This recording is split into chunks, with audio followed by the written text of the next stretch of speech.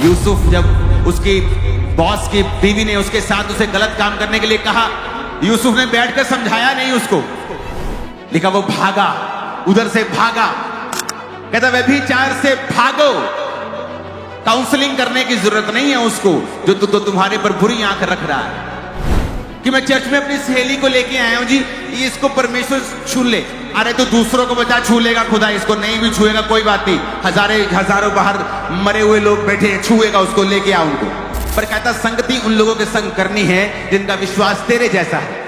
अगर आपको लगता है आपकी सहेली का विश्वास आपके जैसा नहीं है और वो आपको भरमाती है या आपको गलत रास्तों पे लेके जाती है, आपको डिस्कनेक्ट होना है उससे।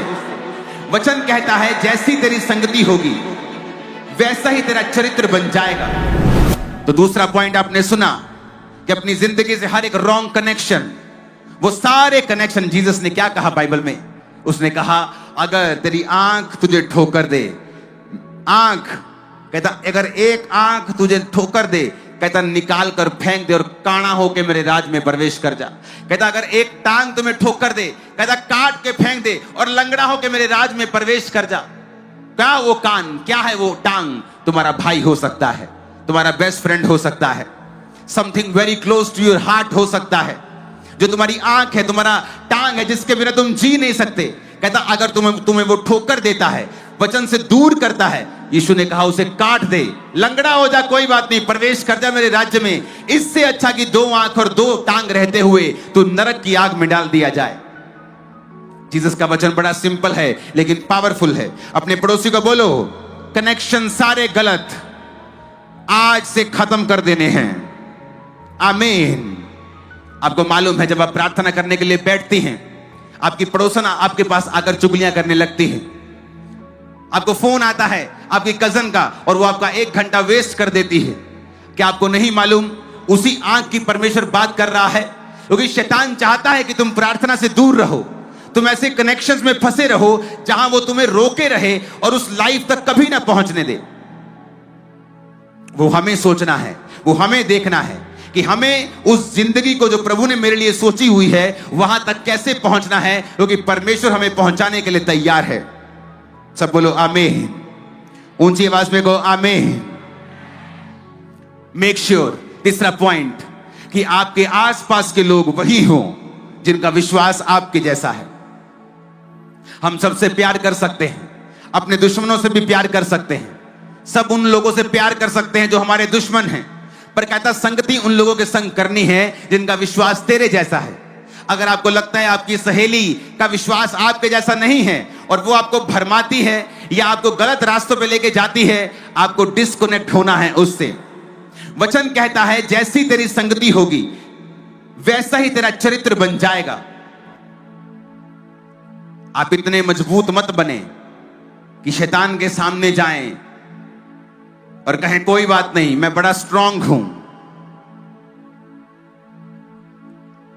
आप रोज शराबियों के बीच में बैठे और कहें नहीं नहीं मैं बड़ा स्ट्रांग हूं जी, मैं नहीं पीता। 6 महीने में आप पीने लगेंगे। यीशु ने कभी नहीं कहा, उसने कहा शैतान तेरे पास आएगा तो मैं तुझे बचाऊंगा। यूसुफ जब उसकी बॉस की बीवी ने उसके साथ उसे गलत काम करने के लिए कहा, यूसुफ ने बैठकर समझाया नहीं उसको, लिखा वो भागा, उधर से भागा। कहता व्यभिचार से भागो, काउंसलिंग करने की जरूरत नहीं है उसको जो तो तुम्हारे पर बुरी आंख रख रहा है। कि मैं चर्च में अपनी सहेली को लेके आया हूं जी, ये इसको परमेश्वर छू ले। अरे तो दूसरों को बचा, छू लेगा खुदा, इसको नहीं भी छुएगा कोई बात नहीं, हजारों बाहर मरे हुए लोग बैठे हैं, छुएगा उसको, लेके आ उनको लेके आ बाहर। ये क्या कर रहा था चर्च के बाद? मैं उसको छोड़ने के लिए जा रहा था उसके घर। किसको? ये जवान सिस्टर को। तेरे को बूढ़ी नजर नहीं आई चर्च में कोई बहन? इसको तू छोड़ने के लिए जा रहा था घर में? तेरे को ये जवान नजर आई छोड़ने के लिए घर में?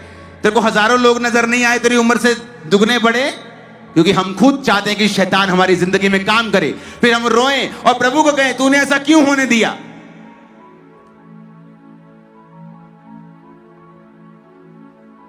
यूसुफ ने जितना मर्जी, वो आत्मिक था, दर्शन देखता था, प्रोफेटिक वरदान उसके ऊपर थे, फिर भी कहता वो भागा। उसने काउंसलिंग नहीं की, उसकी समझाने की कोशिश नहीं की, वह विचार से भागा, कहता वो।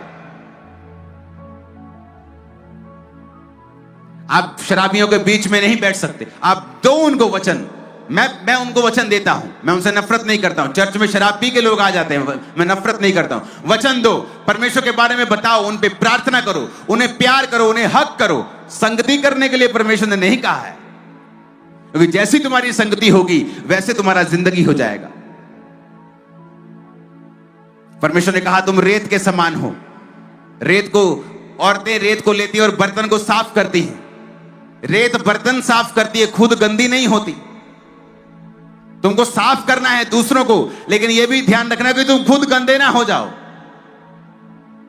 Hallelujah, hallelujah.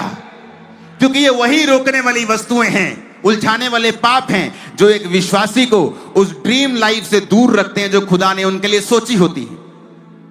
और फिर वो बोलते हैं हमारी लाइफ में परमेश्वर की मकसद पूरा क्यों नहीं हुआ, हमारी जिंदगियां आम विश्वासियों की जैसी क्यों हैं, हमारी जिंदगियां दूसरे अन्य जाति लोगों की तरह क्यों हैं, उनमें और हम में कोई फर्क नजर क्यों नहीं आता। क्योंकि उनमें और तुम्हारे चरित्र में भी कोई फर्क नजर नहीं आता परमेश्वर को। इसीलिए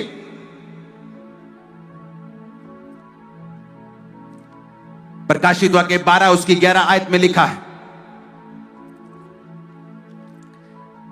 तीसरा पॉइंट, अपने पड़ोसी को जोर से बोलो, बोलो गवाही देनी है। नहीं, आवाज नहीं आई, मेरे को आवाज नहीं आई। बोलो अपने पड़ोसी को, 7 अलग अलग पड़ोसी को, 3 अलग अलग पड़ोसी को बोलो गवाही देनी है।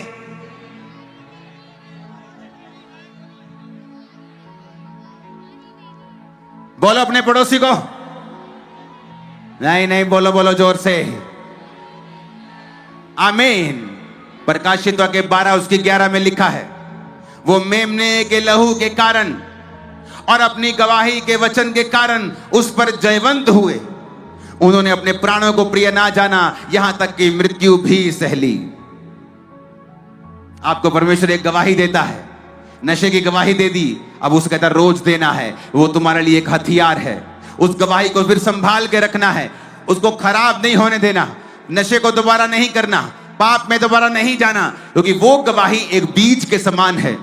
यीशु ने कहा प्रभु का राज्य एक ऐसे बीज के समान है जो राई का बीज है, लेकिन जब वो बड़ा हो जाता है तो दूसरे पेड़ों से भी बड़ा हो जाता है और आकाश के पक्षी उस पर बसेरा करते हैं। शैतान जब देखता है कि आपकी गवाही बनी है, आपने नशा छोड़ दिया, पाप छोड़ दिया, वो चाहता फिर से आप वही पाप करें, वही नशा करें, ताकि आपकी गवाही खराब हो। क्योंकि शैतान के ऊपर फतेह पाने का एक तरीका है कि आप अपनी गवाही को रोज दें।